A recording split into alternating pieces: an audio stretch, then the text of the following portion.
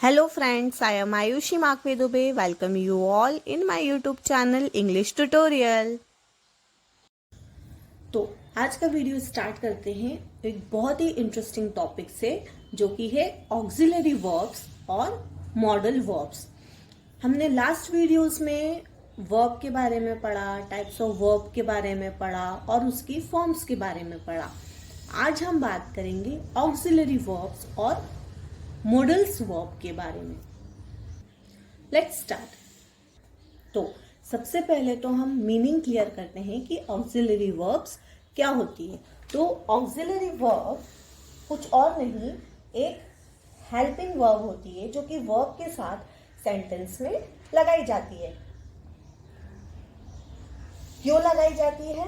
To make tenses, passive forms, questions and negatives. तो इसके according हमारी डेफिनेशन क्या हो गई कि these are those words which are used with ordinary verbs to make tenses, passive forms, questions and negatives. That's why they are called auxiliary verbs और helping verbs. अब आते हैं मॉडल वर्ब्स के बारे में। तो ये वर्ब्स भी हेल्पिंग वर्ब ही होती है। This is also one kind of helping verb which is used before verb. But जब हम ऑक्सिलरी वर्ब्स की बात कर रहे हैं तो ये हमारी यूज हो रही है to make tense, passive forms, questions and negatives. वहीं पे अगर हम बात करें तो मॉडल वर्ब्स यूज हो रही हैं किस चीज के लिए?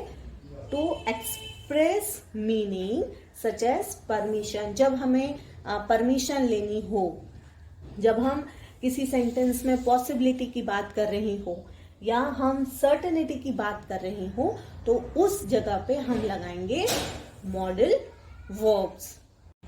सो these are some of the examples of auxiliary and modal verbs. What are those?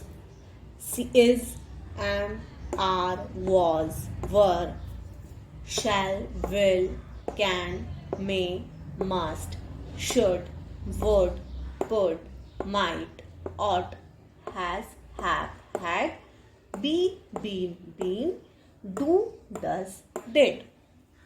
So these are the examples. अब इसमें से shall, will, can, may, must, should, would, could, might, ought, ये सब क्या है? हमारे वीक वर्ब्स हैं और हम इनको कह सकते हैं डिफेक्टिव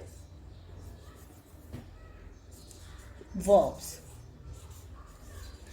अब now the question is why? Because number 1 point, they do not use as in third person singular.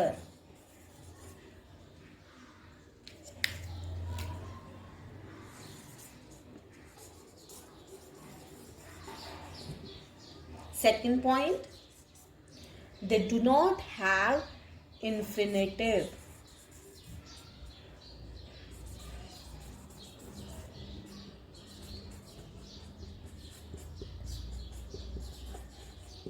Third point, they do not have ing form.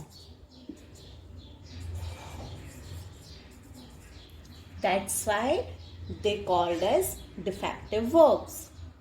अब as per our auxiliary definition, हमने बात करी थी कि auxiliary verbs used होते हैं to form passive sentence, continuous tense sentences and making questions.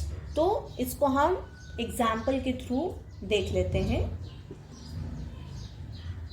अब passive sentence के केस में द गेट वॉज ओपन, हमने हेल्पिंग वर्ब का यूज किया, that is was.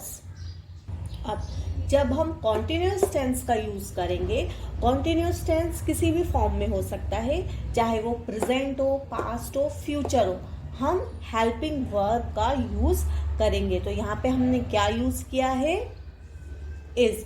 He is working, वो काम कर रहा है। और जब भी हम कॉन्टिन्यूस टेंस बनाएंगे तो हमारी हेल्पिंग वर्ब के साथ हमेशा आईएनजी आएगा, चाहे फिर वो हमारा पास्ट टेंस हो, प्रेजेंट टेंस हो या फिर फ्यूचर टेंस हो।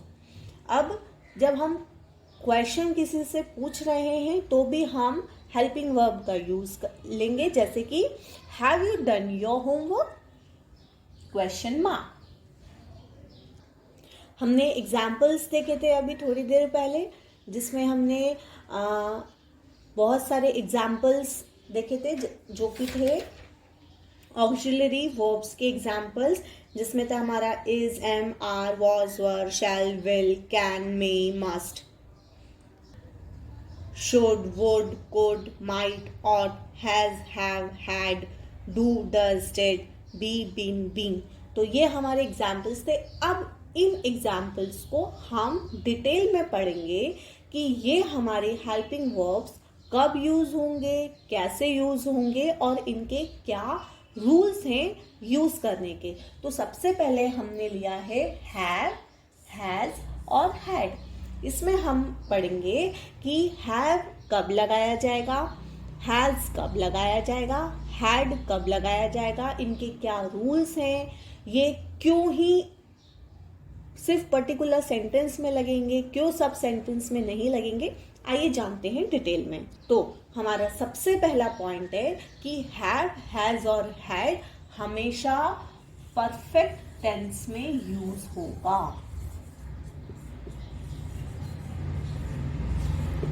अब परफेक्ट टेंस क्या होता है? परफेक्ट टेंस के ऊपर हम अलग से एक वीडियो बनाएंगे जिसमें 3 टाइप्स ऑफ वर्ब्स और उसके 12 फॉर्म्स के बारे में हम डिटेल में बात करेंगे। लेकिन यहाँ पे एक छोटा सा मैं आपको रिव्यू दे देती हूँ कि परफेक्ट टेंस वो टेंस होता है जहाँ पे हम कोई भी इंसिडेंट, या तो वो पास्ट में हुआ हो, प्रेजेंट में हुआ हो या फ्यूचर में हुआ हो, वो एग्जैक्टली जो इंसिडेंट हुआ है, जब हम उस चीज की बात करते हैं तो हम परफेक्ट टेंस बोलते हैं।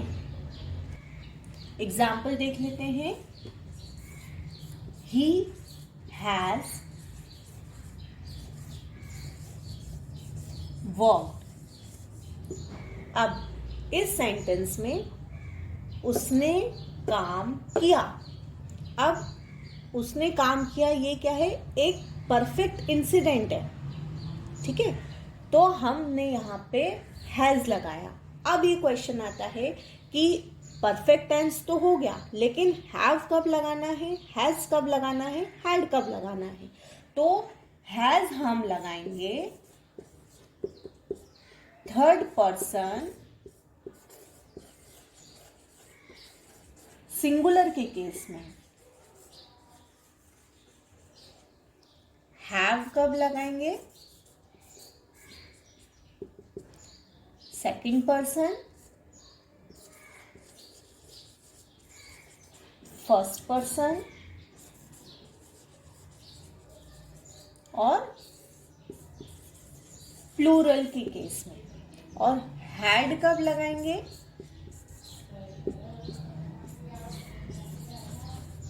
पास्ट टेंस में।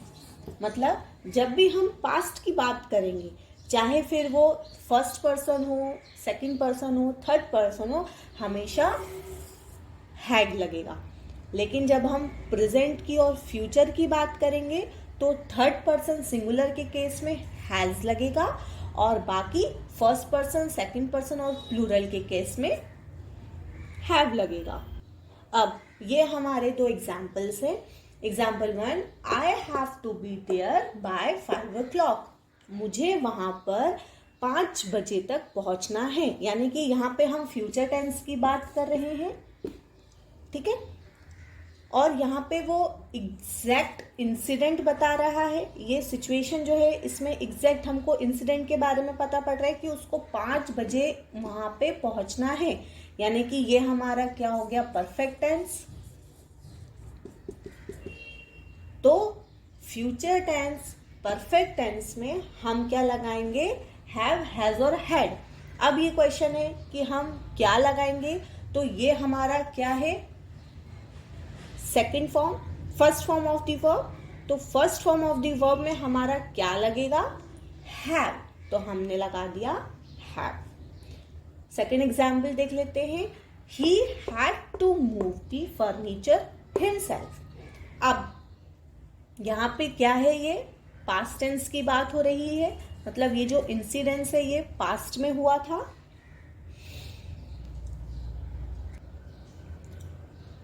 Had to move the furniture. अब मूव द फर्नीचर ये एक ऐसा इंसिडेंट है जो कि ऑलरेडी हो चुका है। इसका मतलब इसमें कुछ भी गुंजाइश नहीं है कि होने वाला है या हो सकता है या हुआ था या नहीं, इसमें एग्जैक्टली हमें पता पड़ रहा है कि मूव दी फर्नीचर, और हमारा ये पास्ट टेंस है, यानी कि ये हमारा हो गया परफेक्ट पास्ट टेंस। तो परफेक्ट पास्ट टेंस में हमने क्या लगाया, had, as per our rule. अब जब हम नेगेटिव सेंटेंस को फॉर्म करेंगे, नेगेटिव सेंटेंस को फॉर्म करेंगे या फिर क्वेश्चनिंग करेंगे, तो उस सेंटेंस में हमारा हैव, हैज और हैड के साथ डू, डज, डिड लगेगा। एग्जाम्पल हम देख लेते हैं, they don't have to go. उन्हें जाने की जरूरत नहीं है। तो यहाँ पे हमारा नेगेटिव सेंटेंस है क्योंकि यहाँ पे नॉट का यूज आया है। ये एक परफेक्ट टेंस है, क्यों, क्योंकि वो बोल रहा है कि वहां जाने की जरूरत नहीं है। एक एग्जैक्टली परफेक्ट सिचुएशन है और ये प्रेजेंट टेंस है, तो सेंटेंस बना they don't have to go. Second example देख लेते हैं,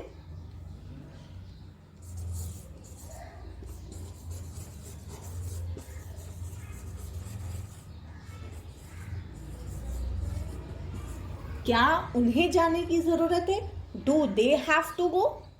इस सेंटेंस में क्वेश्चनिंग हो रही है और एग्जैक्टली पूछा जा रहा है कि क्या उन्हें जाने की जरूरत है। तो यह हमारा हो गया परफेक्ट टेंस। तो यहां पे हम लगाएंगे डू, क्यों, क्योंकि ये क्वेश्चनिंग है, और हेल्पिंग वर्ब हो गया हमारा हैव। एक और एग्जाम्पल ले लेते हैं, ही हैड टू गो। अब ये कब की बात हो रही है, पास्ट टेंस की बात हो रही है। अब पास्ट टेंस में जब हम अफर्मेटिव सेंटेंस बनाएंगे तो सेंटेंस बनेगा ही हैड टू गो, उसे जाना चाहिए था। लेकिन वहीं पे जब हम नेगेटिव सेंटेंस बनाएंगे तो हमारा हैड चेंज होके हैव और हैज में आ जाएगा और हमारा साथ में लग जाएगा डिड। तो हमारा सेंटेंस हो जाएगा he did not have to go. और अगर हम इसको क्वेश्चनिंग के फॉर्म में लेंगे तो क्वेश्चनिंग के फॉर्म में हमारा ये जो हैड है ये हट जाएगा और इसकी जगह हैव आ जाएगा। तो हमारा क्वेश्चन बन जाएगा did he have to go. That's all for today. If you like my today's video, please press the like button, and if you want to join my English series, then please subscribe to my channel and keep watching. Thank you.